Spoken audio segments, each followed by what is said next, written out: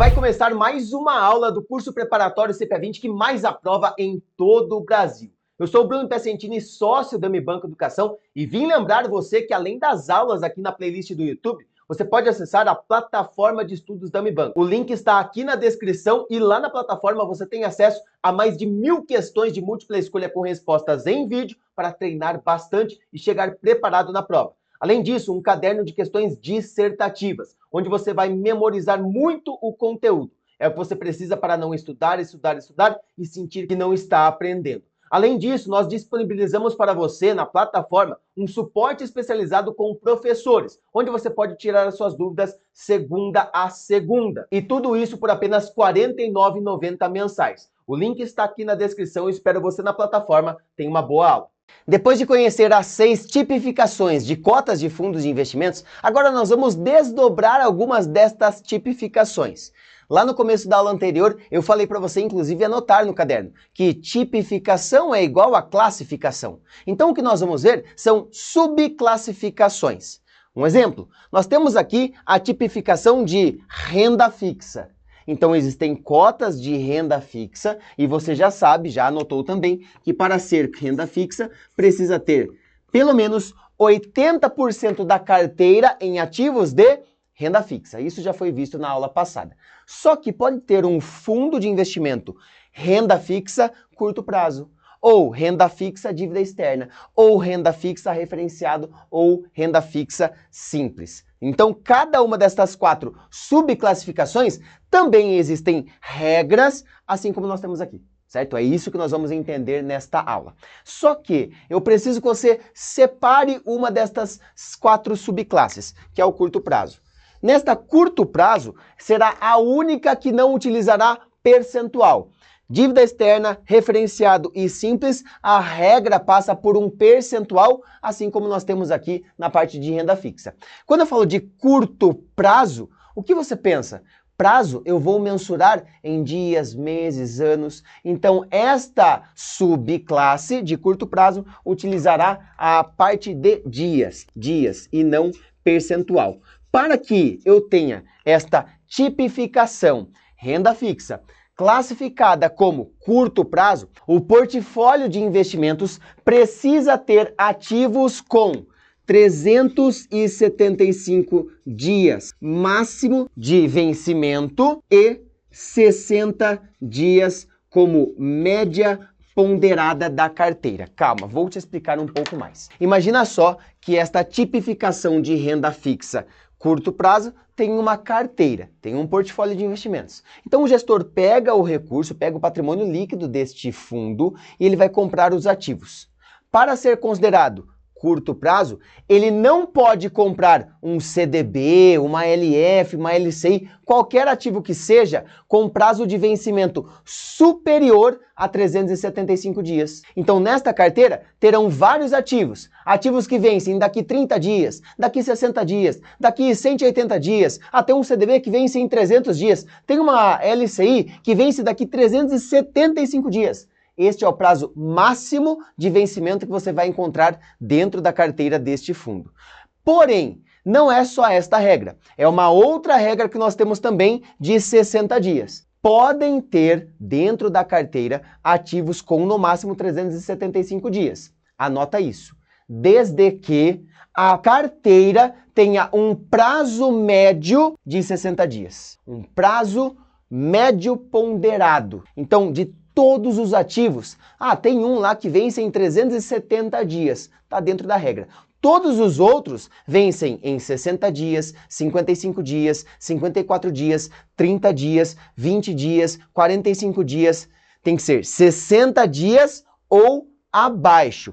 Esta carteira aqui de curto prazo, pelo próprio nome, curto prazo, tem que ter uma média ponderada igual ou inferior a 60 dias. Certo? Depois eu tenho outros 3 e aqui nós vamos utilizar a parte percentual. Os percentuais aqui nós vamos colocar em ordem crescente. Eu fiz exatamente a outra aula. Coloquei em ordem alfabética e agora vamos colocar em parte crescente numérica. Ordem alfabética, D, R, S. Fica mais simples de você lembrar na prova, tá? Todas essas partes que trazem uma memorização mais simples, vai anotando isso, deixa separado, porque é muito legal você bater o olho depois e lembrar mais facilmente da prova, tá? Então coloca os 4 aqui até o curto prazo, eu coloco ele também em ordem alfabética, ó, C, D, R, S, ordem alfabética. Só que nós vimos aqui que o curto prazo não faz sentido, excluí ele, deixei ele sozinho lá em cima porque ele fala sobre dias e não sobre percentual. Agora, daqui para cá, o percentual será de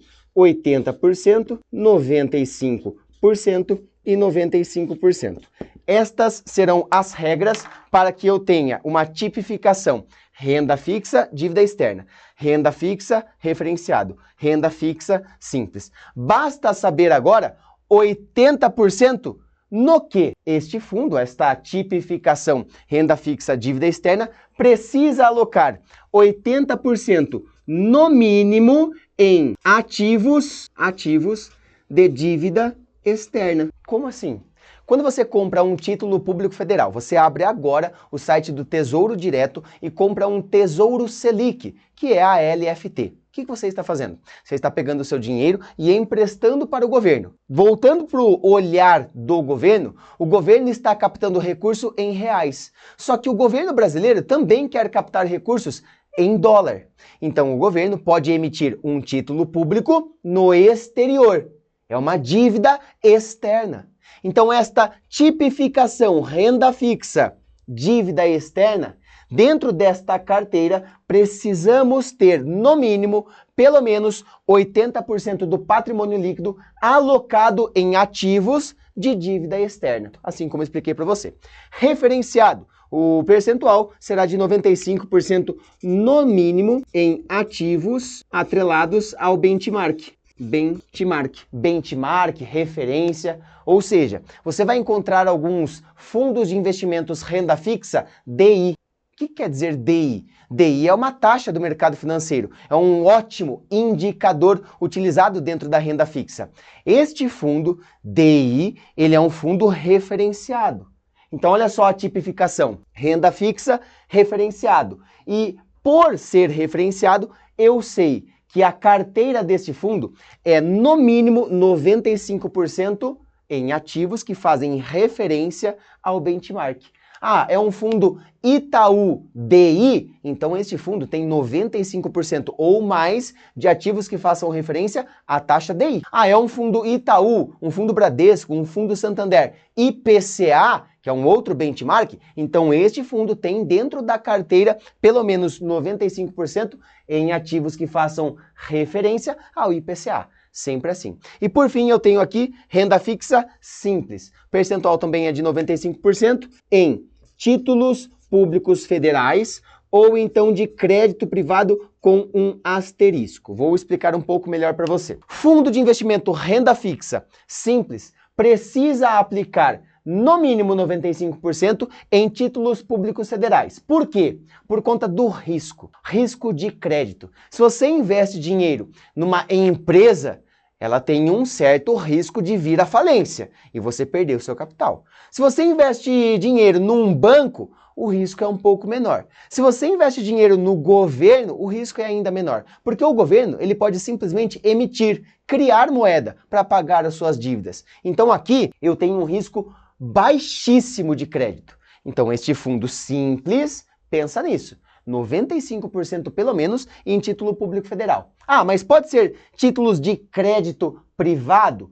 Pode ser também de crédito privado, asterisco. Desde que o gestor observe que o risco de crédito desses ativos sejam muito próximos aos títulos públicos federais. Então aqui ele vai comprar um CDB do Itaú, um CDB do Santander, que são bancos gigantescos que têm dificuldade de você olhar e falar, não, o Itaú vai vir à falência daqui a 5 anos. Não, então ele consegue fazer esta alocação também. Dentro de renda fixa, nós temos estas 4 subclassificações, falta uma ainda que eu vou explicar no final da aula, vai fazer mais sentido. Agora eu vou trazer para você aqui uma outra subclassificação, já dentro da parte de ações. Então quando eu tenho fundo de investimento ou tipificação em ações, eu também tenho uma subclasse, tá? Eu posso ter fundo de investimento em ações, beleza? Então ele vai aplicar 67%. Em ações, em BDR, como nós vimos, né, em renda variável como um todo, como nós vimos, ou então ele pode ser um fundo de investimento em ações que tem na sua nomenclatura mercado de acesso. Significa que este fundo ele tem uma carteira de investimentos que tem 67% aplicada em empresas que estão prestes a fazer a abertura de capital. Então anota isso. Aqui eu tenho algum tipo de ações, né, de empresas. Imagina só a Petrobras. A Petrobras já é uma empresa com capital aberto, que está listada na Bolsa de Valores. Então, se o fundo aplicar na Petrobras, não conta para esta parte aqui. Vai contar uma empresa que está em pré-abertura de capital. Pré-abertura de capital. Então, o fundo ele vai colocar 67% do patrimônio líquido nestas empresas que estão prestes a abrir capital. Aí ele terá a nomenclatura de mercado de acesso. Bem tranquilo também esta regra. E para finalizar, eu quero trabalhar com você um outro conceito. Eu voltei aqui para o que nós vimos na aula anterior. No começo da aula anterior, eu trago para você a tipificação por ordem alfabética, lembra? E aí na ordem alfabética A, C, R e M, eu falo para você brincando que inclusive eu sei que o M vem antes do R, mas o fundo multimercado ele não tem regra percentual. Então eu excluo ele e fico somente com esses três. Ou seja, eu excluí um, certo? E eu excluí o último. Agora para essa aula eu mantenho esta mesma classificação, isso aqui vai ser padrão para a gente, tá? Sempre padrão, só que ao invés de eu excluir o último, eu vou excluir o primeiro agora. Esquece o fundo de ações aqui. Por quê? Porque estes três tipos de fundos, estas três tipificações, cambial, renda fixa e multimercado, podem ter uma subclasse chamada de crédito privado. Crédito privado, tá? Importante isso. Crédito privado.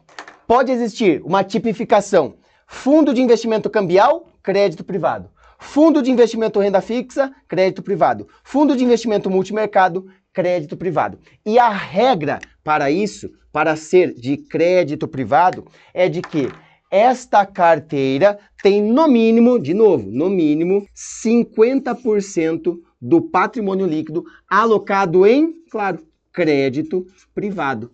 Bruno, não estou entendendo o que é crédito privado. Você compra um título público federal. Título público federal como LFT, LTN, né, que é o Tesouro Selic, Tesouro Pré-fixado, você está emprestando o seu dinheiro para o governo. Agora, se você compra um CDB, o CDB é emitido por bancos. Banco é o quê? Banco é um governo que emite uma LFT? Não. O banco é uma empresa que vai fazer a emissão ali de um CDB. Ah, uma empresa como a Petrobras, que emite uma debênture. Uma empresa como a CCR, que emite uma debênture incentivada. Ou seja, eu estou falando de ativos, de títulos de crédito privado. Então, pelo menos 50% é em CDB, em LF, LCI, LCA, DPGE, debênture incentivada.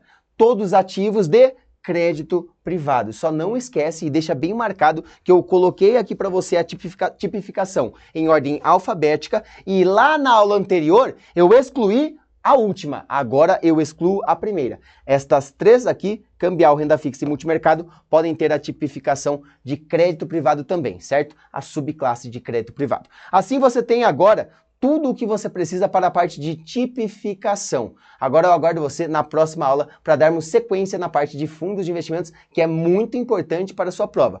Não se esqueça do peso que este módulo representa na sua prova, que é sempre muito alto. Ei, tá gostando desse conteúdo gratuito? Então faz o seguinte, compartilha para todo mundo que está estudando para CPA 20, que eu quero todo mundo aprovado, assim como você. Não se esqueça que na plataforma de estudos da Unibanco, você conta com mais de 1000 questões de múltipla escolha para você fixar bastante o conteúdo e também entender a linguagem da prova. Além disso, a plataforma conta com um suporte especializado de professores para te auxiliar, tirando todas as dúvidas que você tiver durante o seu caminho até a aprovação. O link para você se inscrever está aqui embaixo na descrição e você se inscreve por apenas R$ 49,90 mensais, modelo de assinatura mensal, onde você cancela quando você quiser.